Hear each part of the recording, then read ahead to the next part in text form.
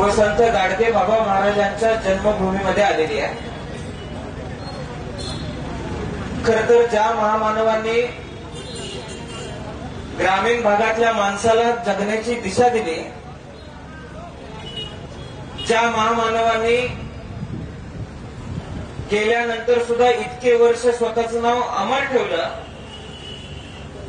ते फक्त त्यांच्या विचारावरती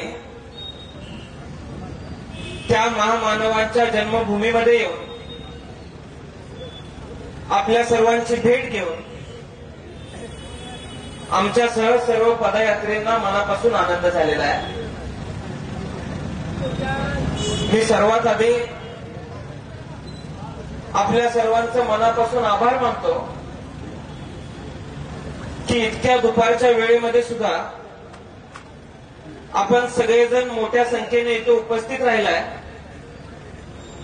खरं तर आपल्या सभेला वेळ झालेला आहे, फार बोलावं लागलं, आपल्याला फार कष्ट यामध्ये घ्यावे लागले। तुम्ही जर आमच्यावरती त्यामुळे नाराज झाला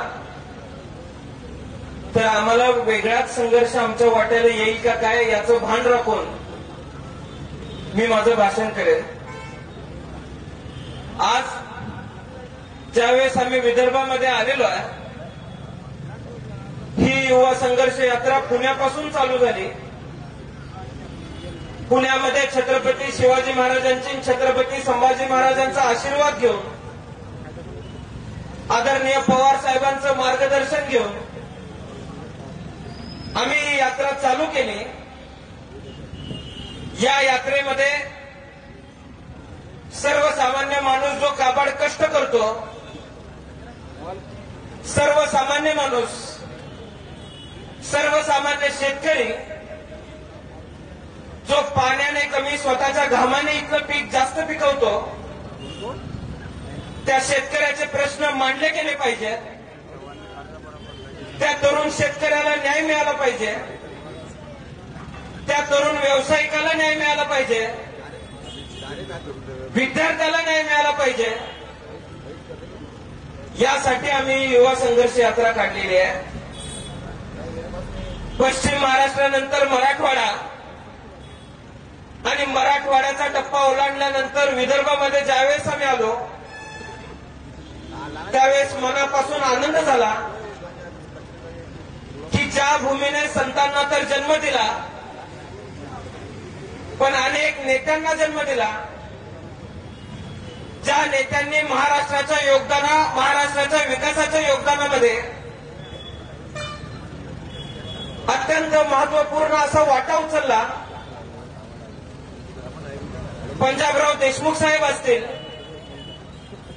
ज्यांनी शिक्षण क्षेत्रामध्ये आणि कृषी क्षेत्रामध्ये फार चांगलं आणि मोठं असं या भागामध्ये काम केलं। आज अशा या सगळ्या नेत्यांच्या भूमीमध्ये आपली युवा संघर्ष यात्रा जर येत असेल, ज्या नेत्यांनी महाराष्ट्राला दिशा दिली, ज्या या नेत्यांनी महाराष्ट्राला एक चांगला विचार दिला, त्यांचे विचार आपण जोपासले पाहिजेत। हा विचार घेऊन ही युवा संघर्ष यात्रा निघालेली आहे। महाराष्ट्रातल्या कष्टकऱ्यांचे, शेतकऱ्यांचे अनेक प्रश्न रोहितदादा पवार येत्या अधिवेशनामध्ये मांडतील। येत्या काळामध्ये ते त्याच्यावरती कामही करतील। मला निश्चितपणाने विश्वास आहे की आज ज्यावेळेस आम्ही लोकांशी संवाद साधतोय त्यावेळेस भाजपाच्या विरोधामध्ये, शासनाच्या विरोधामध्ये एक मोठ्या प्रमाणातला रोष आम्हाला ऐकायला मिळतोय। राज्यामध्ये जी स्थित्यंतर घडत आहे, राज्यामधल्या राजकारणाची जी परिस्थिती निर्माण झालेली आहे, त्या परिस्थितीवरती इथली सर्वसामान्य माणसं नाराज झालेली आहेत। ग्रामीण भागावरती ज्या पद्धतीने दुर्लक्ष केलं जाते, त्या परिस्थितीवरती महाराष्ट्रातल्या ग्रामीण भागातला माणूस आज नाराज झालेला आहे। फार लांब जायची आवश्यकता नाही। संत तुकडोजी महाराजांनीच विचार मांडलेला आहे की देशाचं वास्तव्य हे देशातल्या ग्रामीण भागामध्ये वसलं जातं। ग्रामीण भाग जर शाबूत झाला तर देश शाबूत झाल्याशिवाय राहणार नाही. ग्रामीण भागातला शेतकरी जर सक्षम झाला तर देश सक्षम झाल्याशिवाय राहणार नाही. पण आज काय परिस्थिती उद्भवलेली आहे, शेतकऱ्याचं कंबंड मोडलं जातंय, ग्रामीण भागातल्या तरुणावरती अन्याय केला जातोय. माझी विदर्भातल्या सर्व लोकांना विनंती आहे, आव्हान आहे की जे लोक जे राज्यकर्ते संत तुकडोजी महाराजांचे विचार आत्मसात करू शकत नाहीत, संत गाडगेबाबांचे विचार आत्मसात करू शकत नाहीत, त्या लोकांना विदर्भामध्ये उभा राहण्याची परवानगी सुद्धा आपण दिली नाही पाहिजे. त्या लोकांना आपण उत्तर दिलं पाहिजे आणि ते उत्तर मतदानाच्या माध्यमातून देण्याची आवश्यकता आहे. आदरणीय पवार साहेब गेली 50-55 वर्ष या राज्यामध्ये काम करतायत, या देशामध्ये काम करतायत. इथल्या प्रत्येक घटकाच्या अडचणी ते समजून घेत आहेत, त्याच्यावरती मार्ग त्यांनी काढले. पवार साहेब शेती मंत्री असताना महाराष्ट्रातल्या देशातल्या शेतकऱ्यांची अडचण त्यांनी ओळखली. आज आम्ही परिस्थिती बघतोय, कापूस उत्पादक अडचणीत आलेला आहे, तूर उत्पादक अडचणीत आलेला आहे, चणा उत्पादक अडचणीत आलेला आहे आणि आज शेतकरी अडचणीत आलेला असताना सुद्धा त्याच्यावरती लक्ष देण्याची किंवा त्याच्यावरती भाष्य करण्याची तयारी इथल्या राज्यकर्त्यांची नाहीये. आदरणीय पवार साहेब कृषी मंत्री होते त्यावेळेस आजपर्यंत जो निर्णय कधी घेतला गेला नव्हता, आजपर्यंत इतका धाडसी निर्णय संबंध देशामध्ये घेतला गेला नव्हता. इतका धाडसी निर्णय पवार साहेबांनी घ्यायचा ठरवला आणि संबंध देशातल्या शेतकऱ्यांना 70,000 कोटींची कर्जमाफी जर कुणी केली असेल तर ती आदरणीय पवार साहेबांनी केलेली आहे. याची आपण जाण ठेवण्याची आवश्यकता आहे. आपलं कंबरड मोडलेलं असताना पवार साहेब आपल्या पाठीशी उभे राहिले. आज आपल्या आशीर्वादाची आणि आपल्या समर्थनाची पवार साहेबांना गरज आहे आणि ते समर्थन उभा करण्याचं जर माध्यम कुठलं असेल तर ते माध्यम रोहित दादांच्या माध्यमातून आहे आणि आपण सर्वांनी रोहित दादांना आशीर्वाद देण्याची आवश्यकता आहे. आदरणीय पवार साहेबांनी सर्वसामान्य कार्यकर्त्याला नेहमी संधी दिली. आबांसारखा एक कार्यकर्ता, जो कार्यकर्ता सकाळी काम केले तर घरात संध्याकाळी खायला मिळेल अशा परिस्थितीतून येत होता, रोजगार हमीच्या कामावरती जात असणाऱ्या एका कार्यकर्त्याला महाराष्ट्राच्या उपमुख्यमंत्रीपदी बसवण्याची दानत जर कोणाची असेल तर ती फक्त पवार साहेबांची, हे आपण लक्षात ठेवण्याची आवश्यकता आहे. अनेक धाडसी निर्णय घेण्याची मुभा पवार साहेबांनी आबांना दिली. आज आपण परिस्थिती बघतोय, शेतकऱ्यांना खऱ्या अर्थानं जर कोणी लुबाडलं असेल तर ते खासगी सावकारांनी लुबाडलेलं आहे. महाराष्ट्राच्या मातीमध्ये निर्णय घेतला गेला नव्हता. संत गाडगेबाबांचे जर विचार आपण आत्मसात केले तर आपल्याला लक्षात येईल की शेतकऱ्याला सुखी ठेवण्यासाठी खासगी सावकारकी बंद झाली पाहिजे. ती भूमिका आबांनी घेतली आणि खासगी सावकाराला कोपऱ्यापासून ढोपऱ्यापर्यंत सोलून काढायची गरज लागली तर ते सोलून काढू, पण खासगी सावकारकी बंद करण्याचा धाडसी निर्णय घेण्यात आला. ग्राम स्वच्छता अभियान संत गाडगेबाबांच्या नावाने आबांनी चालू केलं आणि संत गाडगेबाबांचे विचार महाराष्ट्राच्या प्रत्येक गावामध्ये पोहोचवण्याचं काम स्वर्गीय आबांच्या माध्यमातून झालं. मला अभिमान आहे की संत गाडगेबाबांचे विचार महाराष्ट्राच्या प्रत्येक गावामध्ये पोहोचवण्याचं ज्यांनी काम केलं त्यांचा मी मुलगा आहे आणि आज त्यांचा मुलगा म्हणून मला तुमच्या समोर उभा राहायला मिळतंय. रोहित दादा, माझी आपल्याला विनंती असेल की संत गाडगेबाबा स्वच्छता अभियानाच्या धर्तीवरती भारतामध्ये आज स्वच्छ भारत अभियान राबवलं जात आहे. गाडगेबाबांचे विचार जर संबंध देशामध्ये पोचवायचे असतील तर स्वच्छ भारत अभियानाचं नाव संत गाडगेबाबा स्वच्छ भारत अभियान केलं जावं, ही प्रमुख मागणी विदर्भाच्या मातीतून आम्ही करतोय. आणि ती मागणी तुम्ही मांडली पाहिजे अशी आग्रही भूमिका विदर्भातल्या लोकांच्या वतीने आम्ही तुमच्याकडे करतोय. महाराष्ट्रामध्ये आज नोकऱ्यांची काय परिस्थिती आहे हे आपण बघतोय.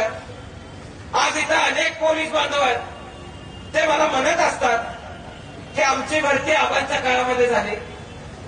खरं तर गोरगरीब माणूस, काबाड कष्ट करणारी माणसं नोकरीच्या शोधात असतात, पण शासनाच्या माध्यमातून चांगल्या पद्धतीनं पारदर्शकपणे नोकऱ्या दिल्या जात नाहीत. आज महाराष्ट्रातली अडचणीची परिस्थिती आपण बघतोय.